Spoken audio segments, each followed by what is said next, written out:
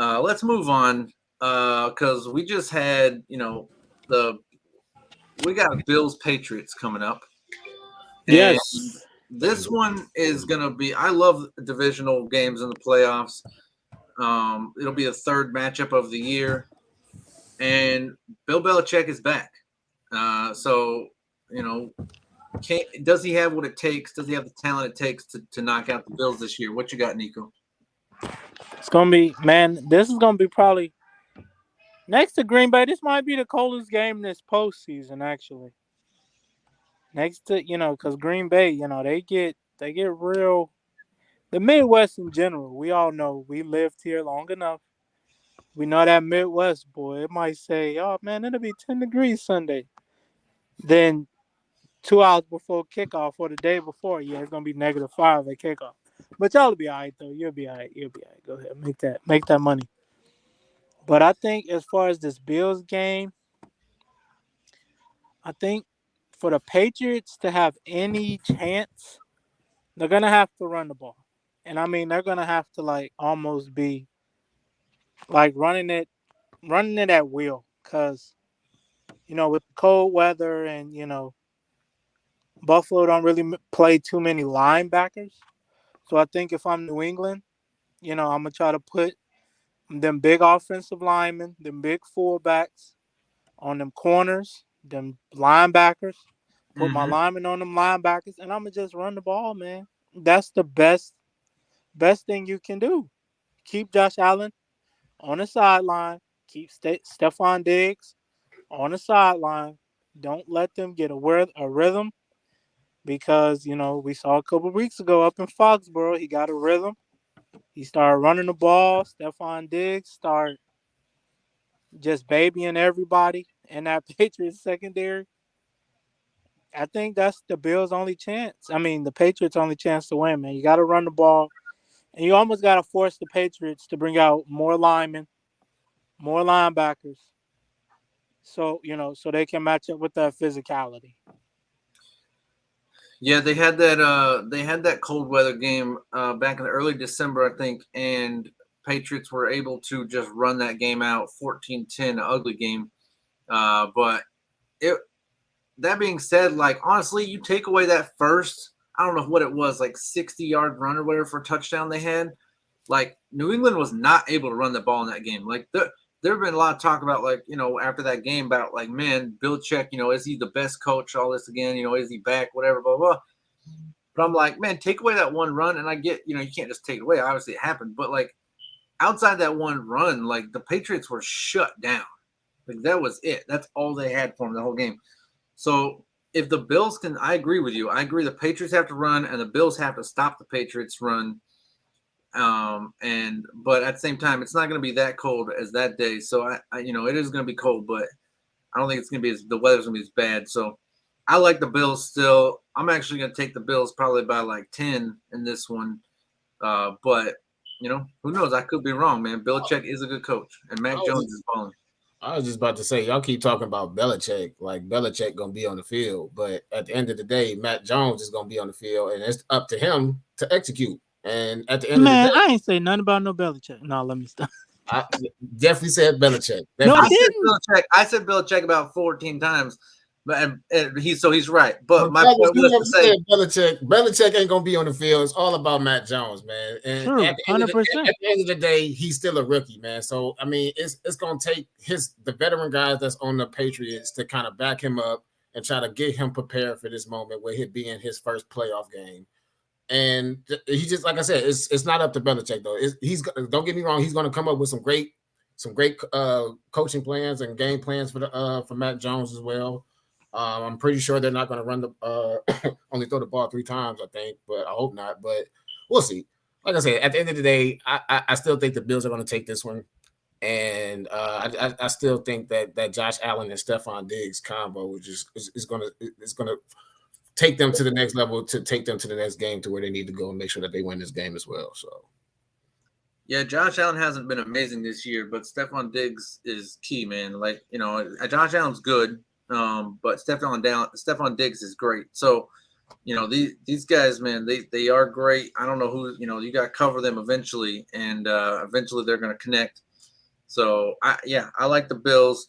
Let's talk a little bit about this Bengals game, man, because I'm excited about this Bengals team. I'm sorry, Walt, but listen, your boy grew up right there. I mean, I don't know how you can hate on him. It's not even. I'm not even hating on Burrows, man. It's just I don't like Cincinnati, man. He's not. He's at the wrong team. He's on the wrong team. If you watch this team, doesn't it remind you of the 2004 Bengals?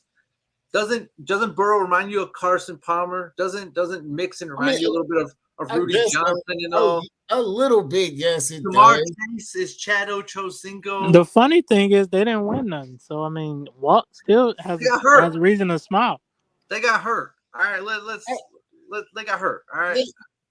Like I said, the Burrows, he got his first win today. And like I said, I got nothing but respect. I'm definitely a Burrows fan for sure. It's just like I said, man, the Cincinnati, they're rivals. I can't root for them. Well, you got to root for your home state. Stop. You don't have to, but I'm just saying, aren't you excited to see good football? Like I'm always excited to see. Joe Burrow is my favorite quarterback in the league right now, but this team, man, like they go sign a couple corners, like who came from other teams who are veteran corners. It just reminds me so much of Delta O'Neal, Torrey James, like all them dudes, like, and then you got good linebackers, decent linebackers, good safeties, and then you got three good receivers that remind me of T.J. Houshmandzadeh, Chad Ochocinco, and Chris. I forget his name now. My mind's blanking on him. Chris Henry. Chris Henry, man, rest in peace. But and Rudy Johnson was the running back. Yeah, I said Rudy. I'm saying Joe Mixon reminds me a little bit of Rudy, Corey Dillon type, that era. I'm just saying, man, this team reminds me of that team and the potential that team had. And so I'm excited to see what they can do in the future. I don't think they're going to go too much further this year, but that being said, I'm excited to see how good this team can get. All in all, don't get me, like I said, Cincinnati, they are great. Like I said, honestly, I'm only hating because they making the right moves right now, and Cleveland's really not making the right moves. So, I mean, like I said, I got nothing but ultimate respect for Joe Burrows and what the Cincinnati's doing right now. But it's not that they're a good football team. Good football teams I'm still hating. But they're exciting to watch, is what I'm trying to say. They're exciting, man. Jamar Chase is exciting to watch. It is. They definitely are. And like I said, Joe Burrows, he wasn't even playing like it was his first game, his first playoff game today, man. The dude looked like a veteran out there. So I mean, they closed this game out in like the first 3 or 4 drives. They scored on like the first 4 drives, and then from there on, they just held the lead. It was just like I said, the better team definitely won today. I'm glad that Cincinnati got it, but I mean, like I said, I don't see them winning the next game. But we got to be honest though, the Raiders made a couple mistakes. A couple, like when the guy, like why would you catch? Like 12. Why would you pick? Like why would you catch the ball on a kickoff? Thank you. And step out at the 2-yard line. What are you doing? You let it go.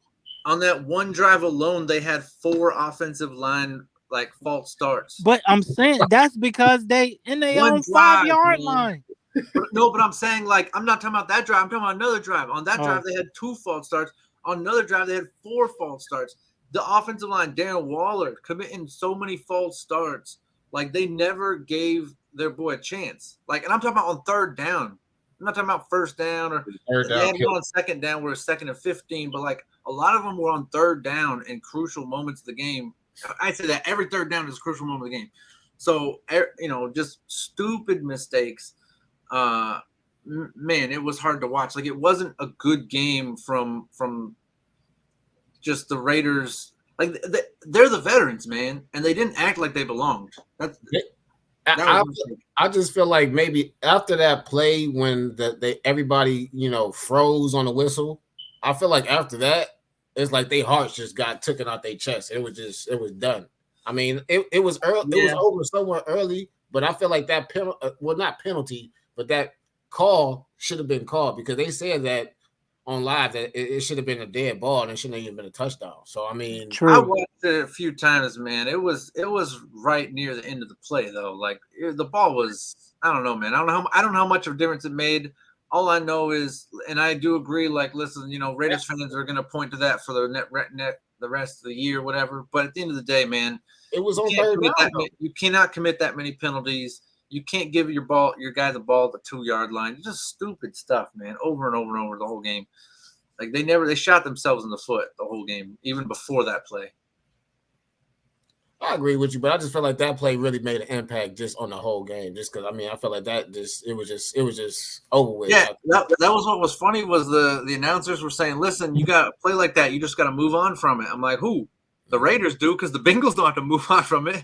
They're going to take that full stride." So only one. When you can't just say like, I'm not hating on the announcer. He did a good job, but I'm saying like that comment, like you just got to take that and move on from it. Like, yeah, but we're not talking about that's a crucial moment. Right, because the other team doesn't have to move on from it. Like they got free points if what you're saying is true. So, Nico, wrap us up. What you got? Man, I agree with you guys, but I'm excited, man, to see the rest of the playoffs. Especially tonight. This Bills and Pats game is gonna be crazy. I think it's gonna live up to the hype. I could see, with the weather being what it is, I could see it being a very low scoring game. I could see maybe like a 21-16 kind of game. Because, that weather, man, it's negative temps. That ball feel like a rock, Yeah. throwing and catching it. So Unless I you think, deflate it, so the Patriots should be fine if they deflate it a little bit. wow. That's a real low for you, buddy. But yeah, man, I'm not saying it's low, but that was definitely shots fired. I'm not saying they've ever done it before. I'm saying if they do it, it would help. That's all I'm trying to say. It sounds good. It sounds great. Yeah, it sounds great. It's gonna be a great game, man. I'm excited, man. Oh yeah, I'm excited. And I'm excited for the full playoffs, man.